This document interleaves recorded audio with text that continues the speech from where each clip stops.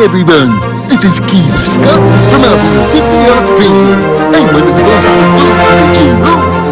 It's time to watch Relentless and Unstoppable.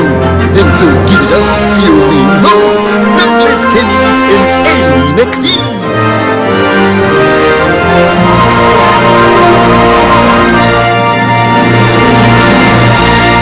Hey everybody, this is Doug Kenny from Relentless and Unstoppable, and today we have Beau Preiser with us. How you doing, man? I'm good. It's Beau Preiser. A lot of people tend to get that wrong. I hope, I hope I had it right before. But yeah, it's Beau Preiser. My mistake. Sorry about that. Oh, you're fine. You're fine. Everyone gets it wrong. They either say Preisler or Preiser or Freezer, and it's I might change it. Who knows? That happens a lot with actors. So who knows? Maybe I'll change it to something catchier. Yeah, how you been lately? I've been good. A very unpredictable time right now. Just with some big changes. Sorry, the dogs. I'm parked, by the way. Just want to make that clear. I just took them out for a walk and dropped a few things off at my mom's. But yeah, no, it's been unpredictable. I have a lot going on. Some projects I'm finishing up, and it's like I said, unpredictable. Yeah, I bet. What kind of projects you're working on or at the moment? Well, I just finished a short film. It was meant to be 15 minutes. We accidentally made a 30-minute short, so we spent about 2 weekends working on that. And right now we're in post, so I've just been cutting it up and trying to make it shorter for the international market. And then we're just gonna see what we can get into with that. So. Nice. Are you planning to release it to festivals or any internet-based sources or what?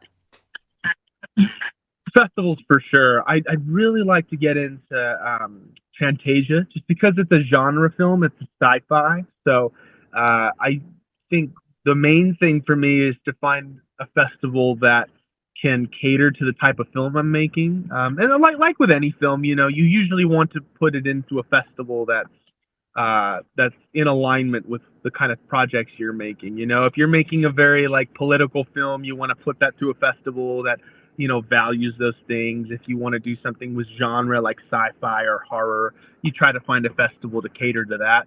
So, I haven't made a film in a minute, and I'm trying to kind of take it a step up this time as I come back to directing shorts and really try to get my career moving. Yeah, that's cool, man. But yeah. How'd you meet Andy McPhee? Yeah, thank you. Oh yeah, Andy. So funny story with that.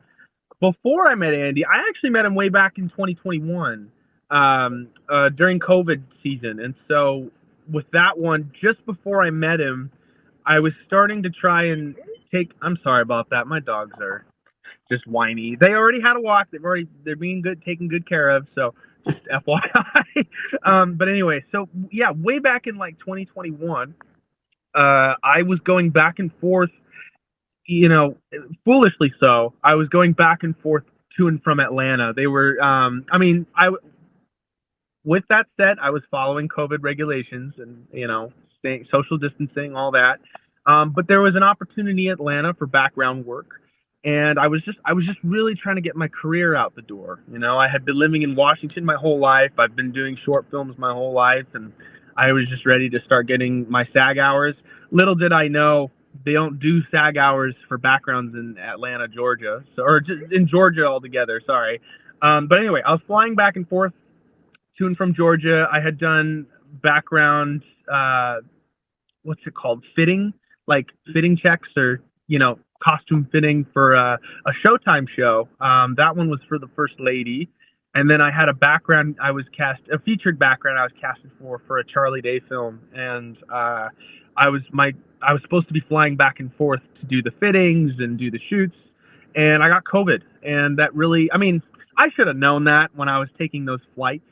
But I ended up getting COVID, so I had to cancel those opportunities. It was super devastating, because I really thought things were picking up for me. And it just really put my motivation at an all-time low. I thought, you know what, like, I should just not try anything right now, especially with COVID going on. Best thing to do is just stay home and just try to, like, focus on other things, and which I did for a while. And then I don't like using Facebook, but I use it just to stay connected with all my filmmaking buddies because they use it. And Andy had posted an advertisement on the filmmaking page. So we have filmmaking groups in the Seattle area. I mean, they got them everywhere, but the ones for Seattle, like we have Seattle Filmmakers Collective, Tacoma Horror Filmmakers, that sort of thing. Just these groups that are committed to making indie movies and casting and, you know, finding more people. And Andy posted on one of them saying he was hosting kind of like I don't think it was like a boot camp. It was like more like just a collective of classes. It was like 6 classes for a deal or a discounted price up in Everett, which is, for those who don't know, that's like 30, 40 minutes north of Seattle. So I went to that. You know, I hit him up on Facebook. I said, hey, man, I'd really like to be in your class. I see that, you know, you've done some experience based on what you posted about. I'd be very interested in trying out your class. And he said, yeah, just, you know, this is the price, and we'll see you next week. And so that's what I did. I went up, and it was just me and a small group of people at like a church up in Everett. And he was a very down-to-earth guy. I didn't know that he had done all these things. I didn't know that he was Kodi Smit-McPhee's dad. I was already a fan of his kid, just because I've watched movies like Let Me In, and I think he did Paranorman, actually. He did quite a bit, and very underrated actor for sure. And I had been a fan of his work because, you know, I think he had a good choice in movies to be in. And those were movies that I liked. So I was like, you know what? Yeah, I'm down.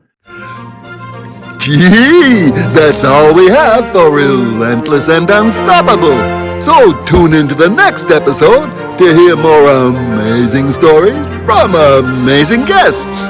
This is Keith Scott from Sydney, Australia, saying so long, and I'm smarter than the average bear. Cheers!